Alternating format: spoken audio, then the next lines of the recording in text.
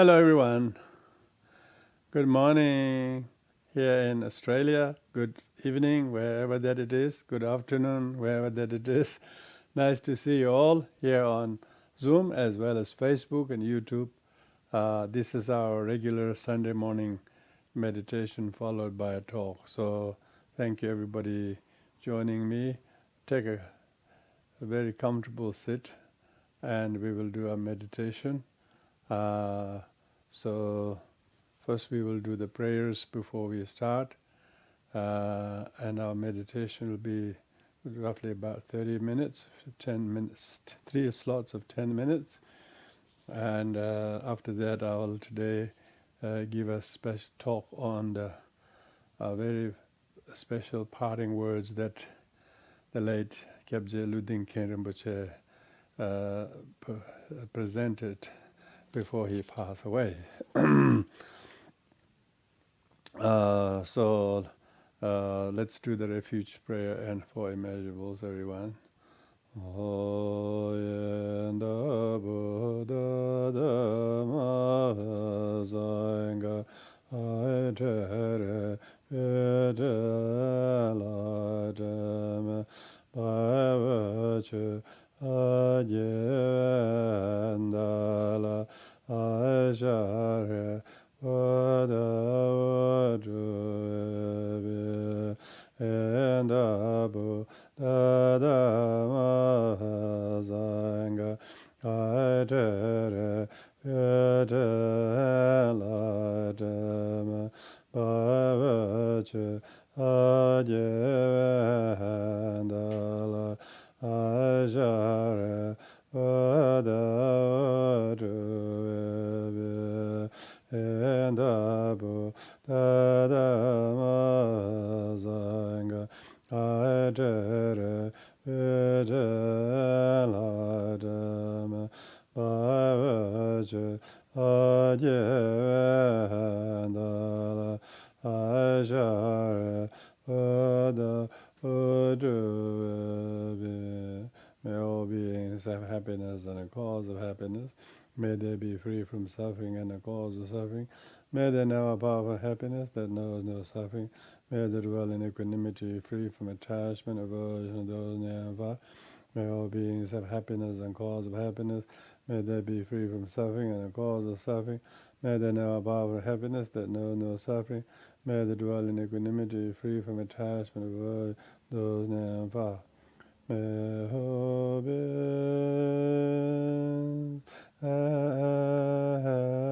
happiness and the cause of happiness. May they be free from suffering and the cause of suffering. May they never part from the happiness that knows no suffering. May they dwell equanimity, free from attachment and aversion to those near and far.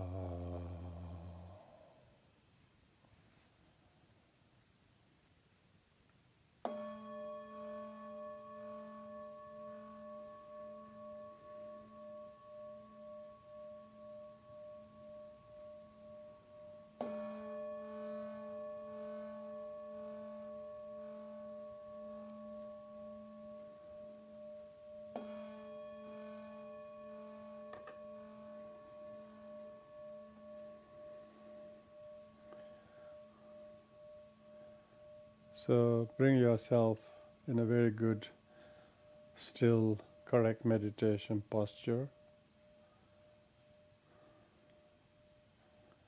Bringing your whole attention to sit still with a very sincere motivation to keep your attention this morning I want to lead you an analytical meditation on impermanence, because we are going to reflect on the life and parting words of Luding Khenchen, who passed away.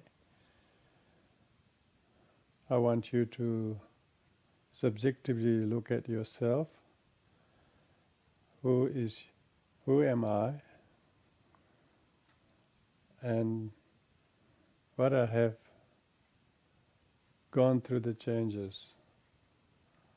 So try to think of all the amazing changes that you thought were not going to happen, but yet they have. Physiologically, maybe in your health. Maybe you can remember some times where you were very healthy and then how sick you became. Or someone near and dear to you died tragically, and how that change brought through you. And so think of real changes in your life, either very positive ones that we really are happy about, or very difficult ones that we couldn't handle. All are, but no more with us. So is this person that is sitting in meditation any of this entity or person, or he's over and done with those? Or are we still stuck in some past without able to move on? So this is analytical meditation. All the impermanent changes that occurred in our life, some so difficult ones, some so positive ones. They be that our health, our situation, our relationship that were good, that doesn't exist anymore, or the people died, or what does it mean? How many changes that have come about? How many more changes will inevitably happen? And one day, we will be among those who will be passed away. And what does that mean to this who I think I am? So make a really creative meditation on the fast forward scenes of life from the earliest days you can remember till today. And reflect them, and then see who is you now, who remembers all of that, but who is no more any of that, and how much more of this person is going to last. And therefore, use this meditation. I'll simply use the gong in 3 slots, but you just keep on focusing on this theme of reflecting all the changes we have gone through. Maybe you're 20, you're 30, you're in your 50s, you're in 70s, you're in 60s. Just have a quick review of your life. And who is this person? Is it that the 12-year-old boy that you remember, or the 18-year-old girl who did this or that? Are you any of that, or you were that, but you're no longer anything? And this present so-called self, how much of is really there? Inevitably, this too will change. So I will use this gong to time 3 slots of time, but without adding any description. You just keep building on to this theme of who am I, and where are all the things, reflecting all the changes, and try to therefore see the changes and know self, but who remembers all of that, or who sometimes forgotten most of it.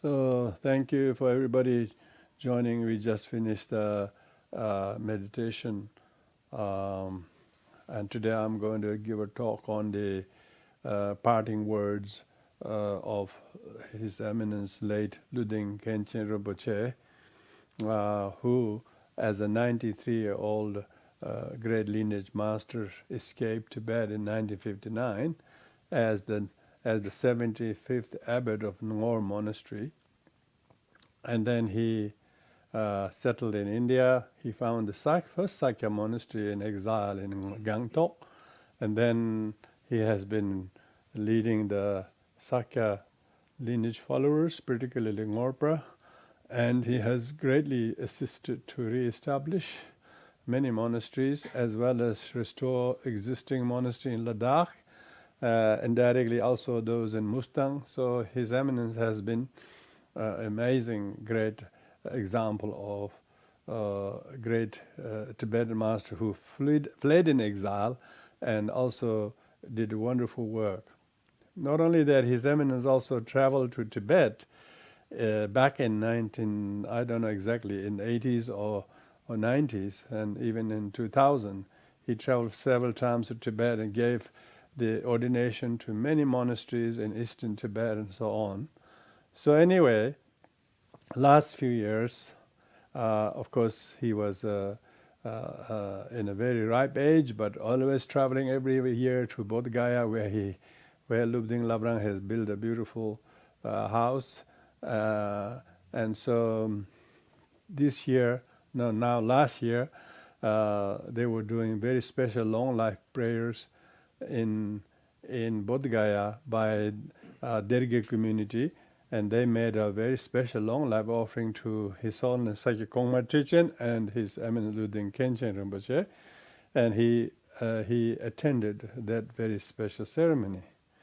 But on the Christmas Eve, on the 24th, he wrote a letter, and that letter was published straight away on the day after on social media and everywhere. And when I saw it, and I thought, what's this? This looks like His Eminence's parting words. He's going to pass away. There was no news that he's going to pass away. He was actively participating in ceremonies only days ago. But I kept to myself thinking, oh, this is not auspicious for me to think he's passing away. But his letter sounded like that actually he's parting away. Remember, and then on the 28th, which is only 5 days later, he passed away. And so and when he passed away, after a few days of Tukdam meditation, and his holy body was transported from Bodh. He passed away in Bodh Gaya, and this letter he also wrote in Bodh Gaya. And then we'll screen share you a little bit about some photos of his holy body being transported from Bodh Gaya to Dehradun. Dehradun is where his own monastery is situated, Komanduwala, which is another suburb of Ngor Monastery. So His Eminence's holy body was transported through, firstly by airplane from Bodh Gaya to Dehradun, and then from Dehradun by car. So a huge procession with which the holy body was transported to Ngor Monastery, and thousands of people, devotees, lined up on the road and received the holy body. And then holy body has been ever since enshrined in Ngor Monastery, and now there are at least 12 different pujas are happening concurrently. These are all very full force of the mandala. Ngor Monastery is very famous for its 7 Vajrayana mandala practices. So all the great lineage masters of the Sakya are all presiding each of those pujas concurrently happening as we speak, and it's going to continue until the until the 15th of February. And then on the 16th of February, his holy body will be cremated. So that's the story. But now I want to go through the actual parting words by Luding Khenchen Rinpoche. Remember, Luding Khenchen Rinpoche is one of the prominent lineage masters of the Sakya, and he has successfully raised his nephew, his Eminence Luding Khenchen Rinpoche. And so he has written this letter addressed to. So we will share this his original letter on the Facebook and YouTube. The letter is, of course, written in Tibetan. It says, to the lineage holder of glorious Tsechen tradition, which refer to Sakya tradition.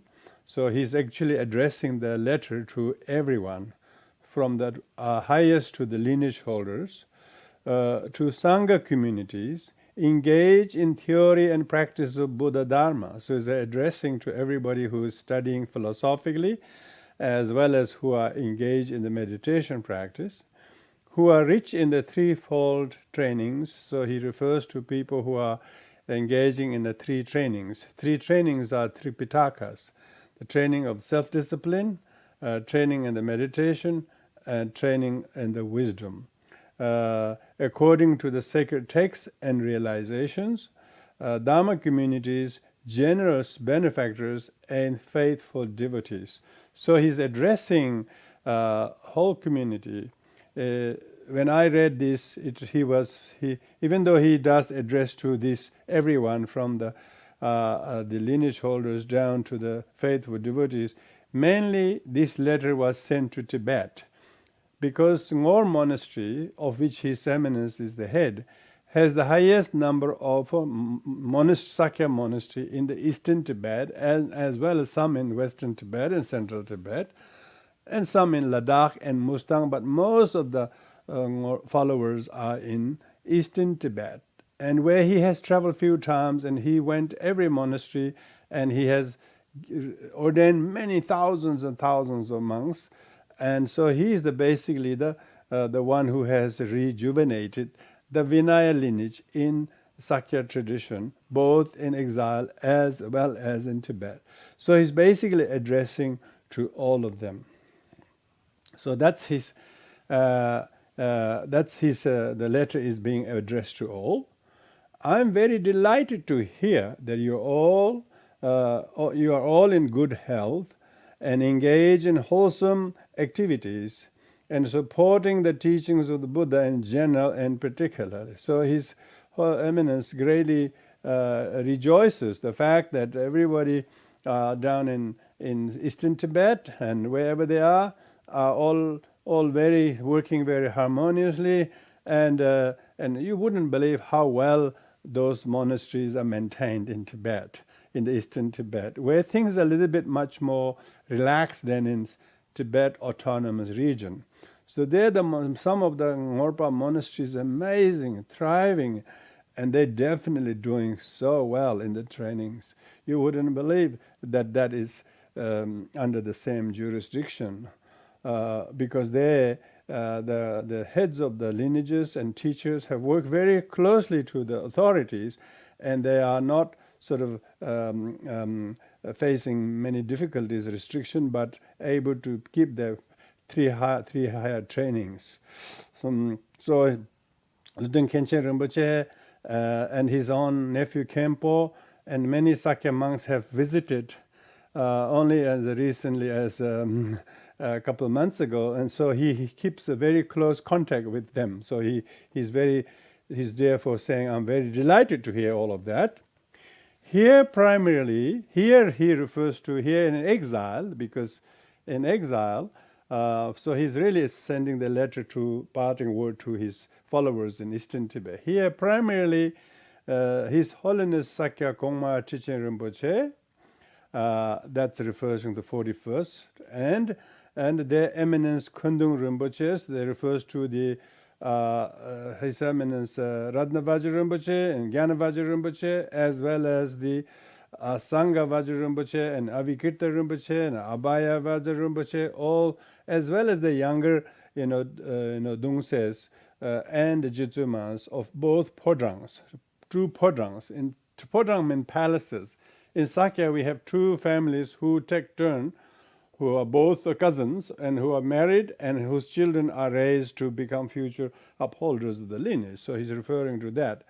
And the Khenpos. And the Khenpos refers to his own nephew, Luding Khenpo, Tartse Khenpo, and not to mention all the other Khenpos, Shabdrungs, and all in our monasteries are in good health. So he's basically writing the last letter to Tibet, to Tibet on behalf of everybody. So we are all doing well, and their Dharma activities are flourishing.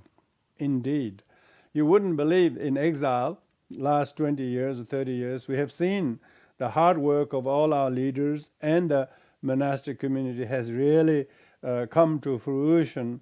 All the monasteries very well established. They have very good building facilities, infrastructures, and teachers, and facilities, and benefactors. No, they would have never enjoyed this well even in Tibet in old days. So indeed true. His Holiness Sakya Gongma Trichen's leadership is impeccable because His Holiness has worked 100% in respect of His Holiness Dalai Lama, and as a result of that, he has received so much respect and honor from all the Tibetan population, only second to the Dalai Lama. So that's why Luding Khenchen Rinpoche is reassuring that people in Tibet that Sakya followers under His Holiness guidance are doing very well. There is no need for you to be concerned. So he's giving some kind of assurance to the people in Tibet that we are doing very well in exile. So therefore, stay very sort of comfortable and happy with that. The main point that I wish to draw your attention is, so His Eminence saying the reason I'm writing to you, he doesn't say I'm dying in 4 days' time, but he knows it. This great Tibetan master know exactly when they're going to pass away, and then write this letter in 5 days before, and then post it to the whole world. And he said, main point that I wish to draw your attention is, as Sakya Pandita said, first, study to master all fields of knowledge. So this is a very special. Means that you should study to master all fields of knowledge. I mean, that's amazing, really. All fields. Sakya Pandita was the only Tibetan who did that. He mastered linguistics, medicine, arts, painting, and Buddhist epistemology, and he was a great artist. He made statues. You wouldn't believe. There's a beautiful Manjushri statue in Tibet, in Sakya, that is handmade by Sakya Pandita, still sitting there. And so he definitely mastered in all fields of knowledge. Then delivered the good discourse to the scholars. And the second is that once you have mastered in all fields of knowledge, don't keep it to yourself, but teach it to others, particularly to the learned ones. And finally, meditate diligently on the familiar meanings. So the third one is not just study, not just teach to others, but go and do some meditations. Some people only do the first two, but never do the third. I wouldn't say for most people, I would say most people read, and study, but never actually get to do the meditation, because realization only comes when you truly restrict yourself in the meditation. So diligently meditate on the familiar meanings. So like we were talking about today, the meditation, we did analytical meditation on impermanence. So we have to realize the impermanence, and therefore try to make plan to really not remain as we are. Most people aren't planning. They think they know impermanence. By not planning as things are impermanent, they think things are permanent. They're still planning to live on, do things. They may not be here in 5 years' time, 6 years' time, but they're still planning as they will, So So if those who finally meditate diligently on the familiar meanings, then they will gain realizations and not plan for the time that you won't be in this world, and you wouldn't be needing to hoard or keep or guard all these ephemeral possessions when you won't be there. This is the noble doctrine of the victors of 3 times. So he quoted that very famous verse from Sakya Pandita. As said thus, I am delighted to hear that all holy Sangha members, so now he's talking about in Tibet, yeah? Because he must have heard as recently as few hours ago, because his attendant monks are constantly in contact with people back in Tibet. Holy Sangha members, generous benefactors, and faithful devotees who live in the land of snows. So this, therefore, he is specifically addressing to his millions of followers in Tibet, with sincere motivation and unshakable faith, are diligently engaged in restoring, meaning some of the monasteries and institution has been completely destroyed during Cultural Revolution. You wouldn't believe how all have been just razed to the ground. There was nothing left. But they all rebuilt them with own bare hand, starting in late 80s, and they restore all the existing one, and fostering the study and meditation and contemplation teachings, practice, and the doctrine of the Omniscient One, which is the only source of benefit in samsara and nirvana.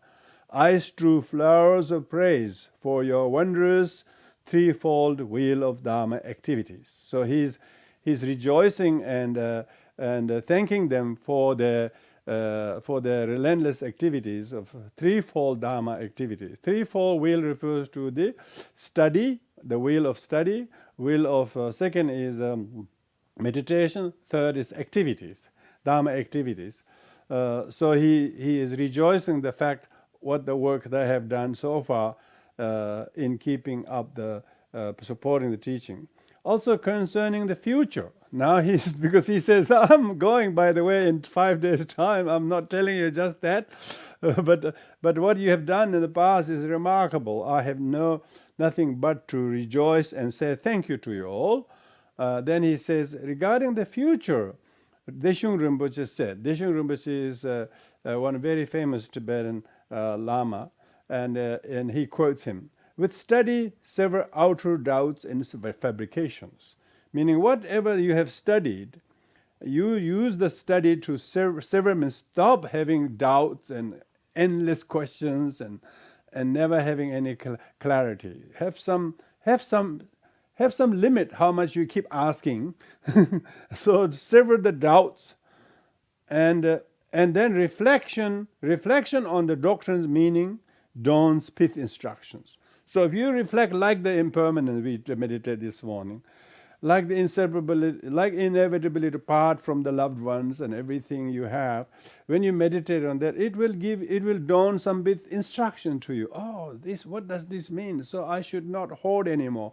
I should not, keep looking for some more to gain and get and to own. So he says the reflection in the doctrine's meaning dawns pith instructions. So then the teaching comes to you and you really get a lot of guidance from that. Undistracted meditation yields auspicious conditions from within.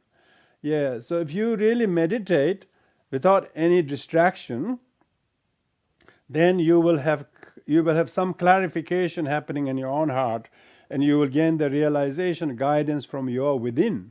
Previously, when you're studying, you're looking from outside.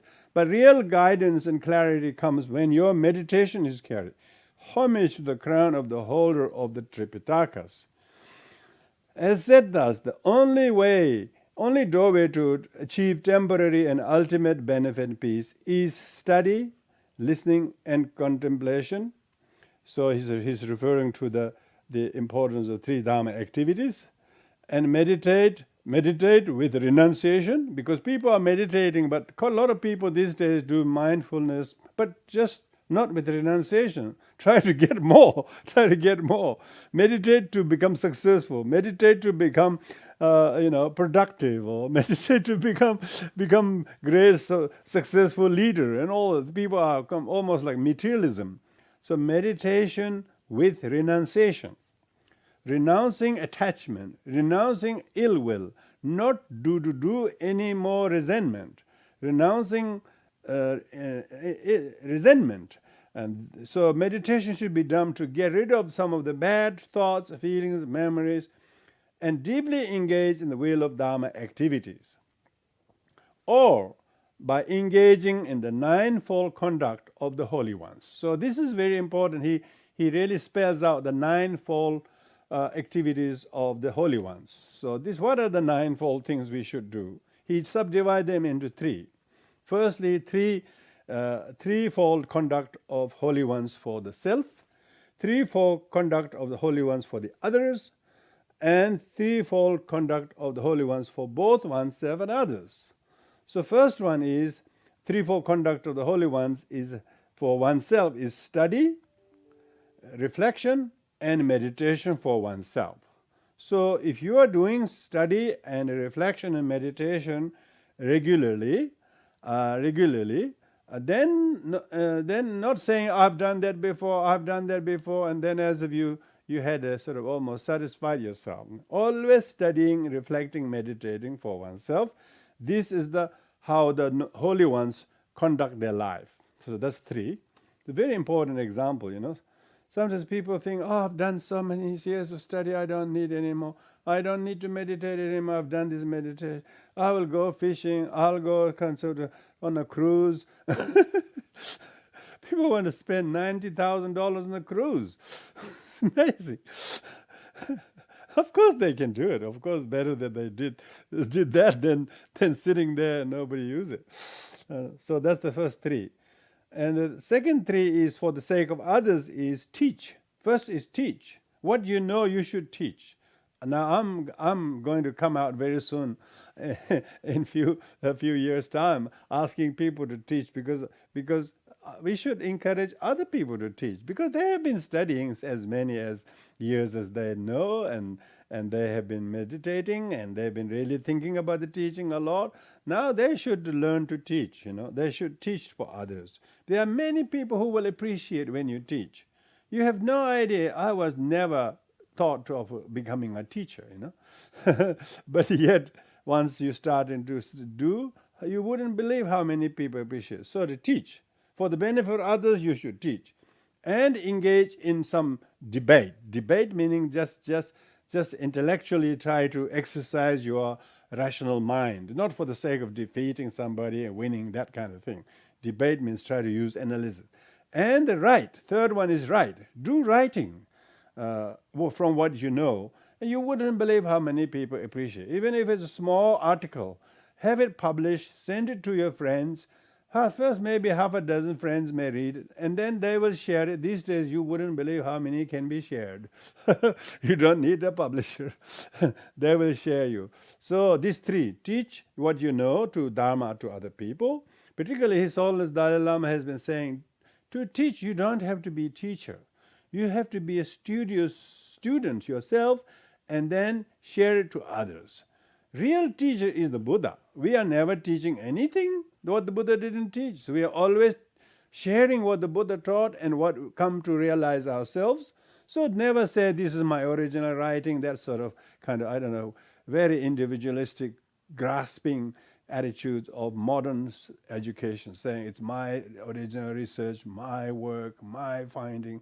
Don't say that. These are teachings of the Buddha that came down through the unbroken lineage. I'm sharing it to you. So that way of teaching is not putting yourself up, but you're being yourself as a servant, serving the others, the teaching that taught you so much. Teach and debate, and help to debate and argue so that it's a very healthy argument, and write for the sake of others. These are the threefold conduct of the holy ones to benefit others. So if you are not teaching, think of teaching. If you are not writing, think of writing for the sake of others. So people like Like some people would ask me, "Oh, Rinpoche, where's your book? Did you write it? When you publish it, can we have it?" I say, "Look, go on Amazon, you can get it. So you should write." So those are three for oneself. Finally, get the three-fold conduct of the holy ones for benefit of yourself and others together. Be learned in the Dharma, and be self-disciplined. And the third and most important is have a good heart. Have a good heart. Even if you have all the other above, if you don't have a kind heart, it wouldn't benefit. So most important thing is be learned in the Dharma, have some degree of discipline yourself, and then have a good heart for both, so that the sacred doctrine of glorious teaching in general and teachings of the glorious Tsewa Chenpo, which is Sakya, in particular, are protected, guarded, and flourished with relentless courage and determination. So what his Eminence Luding Khenchen is requesting and asking people is try to do this ninefold conduct of the holy ones, because if you study, if you become learned, if you have discipline, it will inspire others. This is what the Buddha Dharma has been enlivened and is a living tradition. It's a living tradition because there are senior sanghas ordained and lay householder sanghas who are upholding the teachings, who are practicing this. Like now, I'm almost like among the senior kind of students of our teachers, because my teacher, His Eminence, he passed away. His Eminence Luding Khenchen Rinpoche is also one of my teachers, because I have received a whole lamde from him in Ipoh, Malaysia. I translated many teachings for him in Southeast Asia, and he is an amazing teacher. So like those, when they pass away, but their devotion and noble examples of being learned and discipline and kind-heartedness have touched people like me. And therefore, we also become so much inspired, enlivened, and therefore we know that where I see my teachers and how my teachers used to see their teachers, and their teachers see these teachers, this is what keeps the devotion. This is what keeps the teaching alive and active, because the lineage is a living tradition of devotion, not just living tradition of knowledge. Okay, bare knowledge without devotion is secular Buddhism. That's what some people are nowadays trying to be. They don't want a devotion because they don't have the heart. They have the head to just learn intellectually, but never taking the Dharma from their heart. They're idealizing. They bring the Abrahamic belief of some kind of a either black or white. There's no middle way.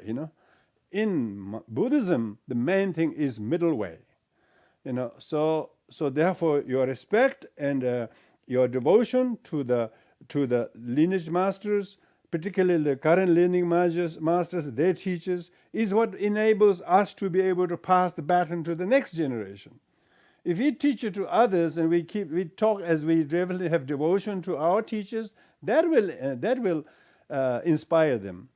Instead of those materialistic Abrahamic people who try to bring on some kind of a critical thinking in Buddhism and that try to destroy all the faith, as try to make it secular Buddhism. That is the dangerous one. So therefore, His Eminence's emphasis of this ninefold conduct of the noble ones is a very important parting words that we must see as overall, so that he says that will protect, guard, and flourish the teachings of the Buddha. So we will be able to sort of inspire others into the future. I would also like to urge all faithful Dharma subjects. Now he's requesting, really, this parting, he says, to render assistance with your utmost sincerity, as it is beneficial for yourself and others and future lives. He is asking to continue to support your fellow Sangha community, and do not become sort of disenchanted or distracted or discouraged by your neurosis and negativities, but continue to offer your relentless assistance to the strength of the local Sangha communities. He says, and because that will be beneficial to yourself and others and future lives. I will also hold you in my prayerful refuge. So he's giving reassurance, because we do not really see the passing away of this teacher as a loss so much. Mortally, it is a loss because we couldn't replace someone like him. I mean, they're so difficult to raise good monks, let alone lineage holders, who not only, in the many Buddhist countries, the monks are only for 2 weeks, 3 weeks, for a couple of months. That's it. It's people like His Eminence Luding Khenchen, from the very early days of his training as a teenager up to now. He passed away as a 93-year-old great monk. He's like a living arhat. It's very difficult to replace and train someone like him. Now, thankfully, through his noble example, his own nephew Luding Khenpo, now in his 50s, he's amazing. He has become the very sort of carbon copy of His Eminence himself, but twice younger. So we are very blessed that he's not leaving a big hole because he has totally capably raised not only Luding Khenpo but also Tartse Khenpo, and also Kangsar Shabdrung, and Pende Khenpo in Ngor. All of these 4 Labrangs in Ngor monastery are totally strong. And this is only because of the Luding Khenchen's noble examples. Because when the Tibetans first escaped into exile, all the 4 Ngor Labrangs, the 3 of them didn't do very well. Why? Because Tartse Labrang had 2, Khenpo and Shabdrung, both disrobed and didn't do much to lead the Sangha community. And then Pende did the same thing. Pende Shabdrung also disrobed. He did found some Dharma centers, but he can't quite continue the same way as before. And then Kangsar Khenpo came into exile, and he did a lot of work. He was just as almost good as Luding Khenchen Rinpoche, except that he didn't live very long. And then Pende Khenpo also did the same thing. And now we have, in any case, the Ngorpa lineage is very strong, mainly because Luding Khenchen, from his living long as 93-year-old, has completely done what even the Ngorchen Kunga Zangbo could not have actually imagined anyone doing so well in such a difficult time of political crisis. So Luding Khenchen Rinpoche is saying that I will hold all you in my prayerful refuge, as in the past. Meaning he's been doing that and I will fervently propitiate and entrust enlightened activities to the ocean of adamantine Dharma protectors to fulfill all the wishes. So this is he's saying that he's basically implying that I will be passing away in 4 days' time. But remember, when he wrote this, I don't think anybody knew what is this all about. I'm sure I wouldn't be alone when we read this, thinking, oh, this looks like he's going to pass away. He knew exactly when he's going to pass away, and he wrote this letter and make sure this was published all over. And so therefore, and now we are in the last 2 weeks of his last 33 weeks of his holy body being honored and pujas being held.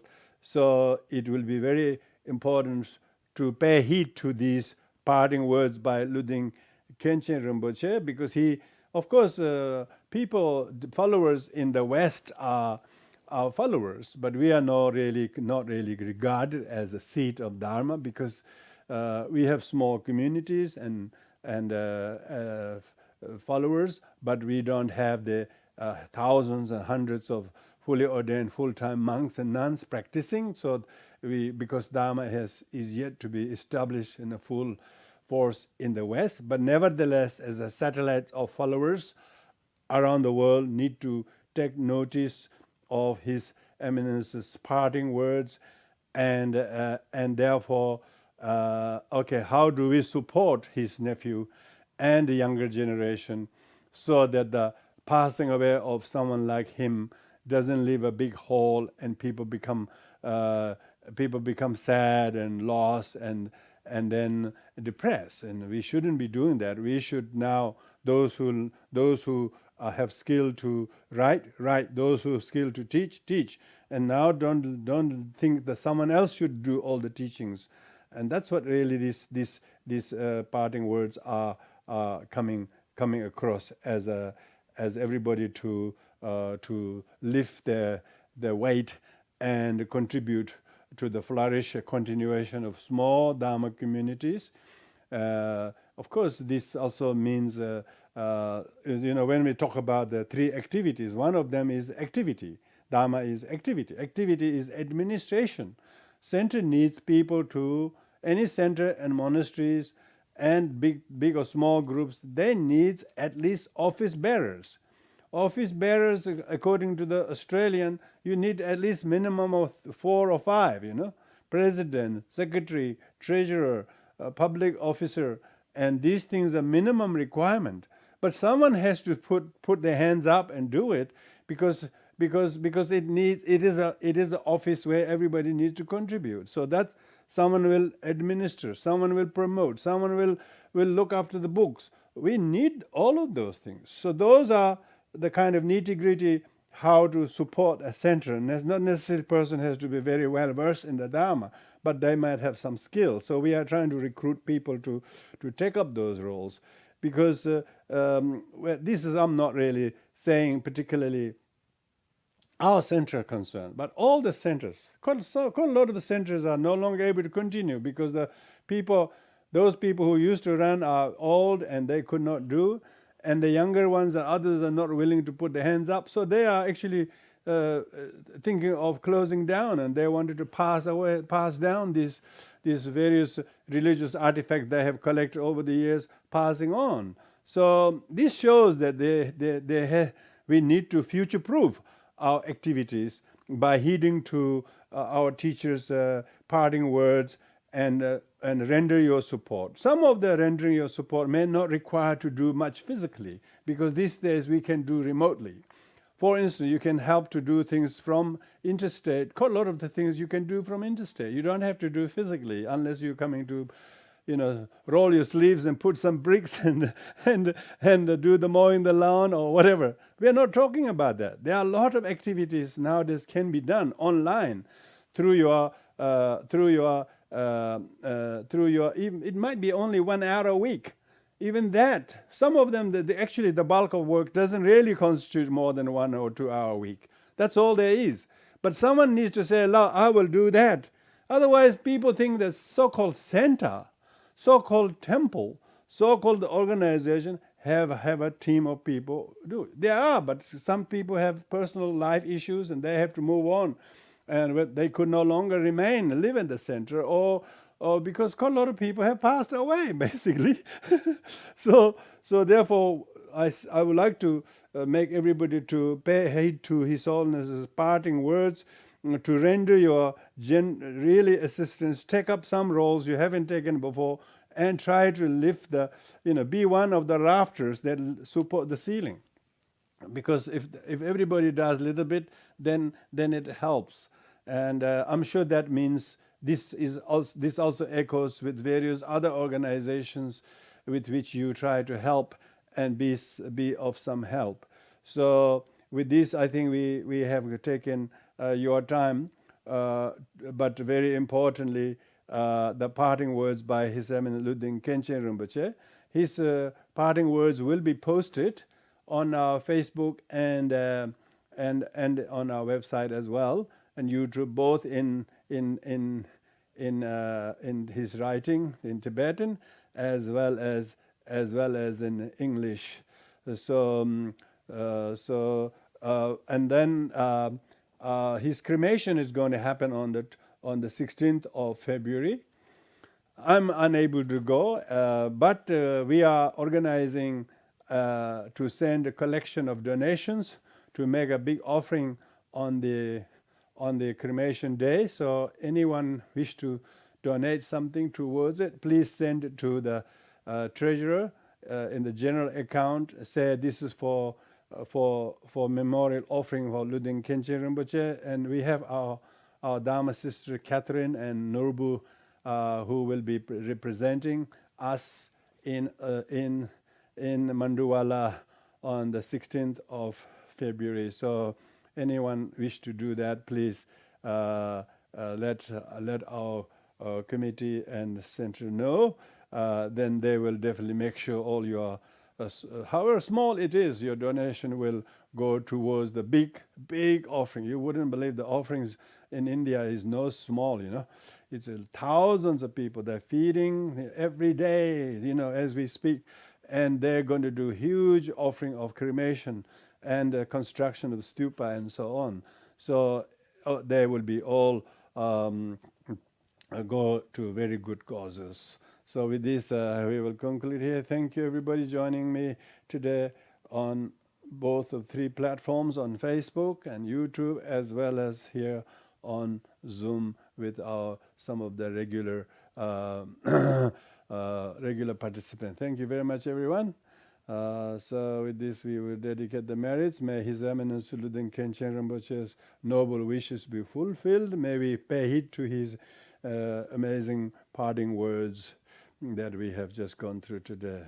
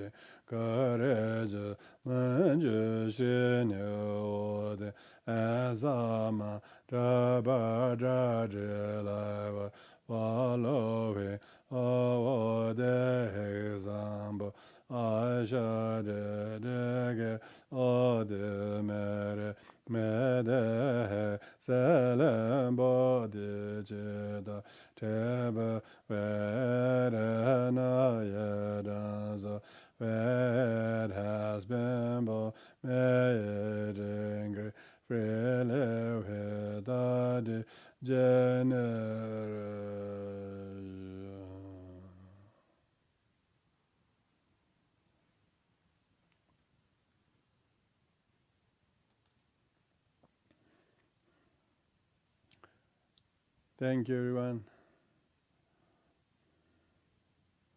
Take care.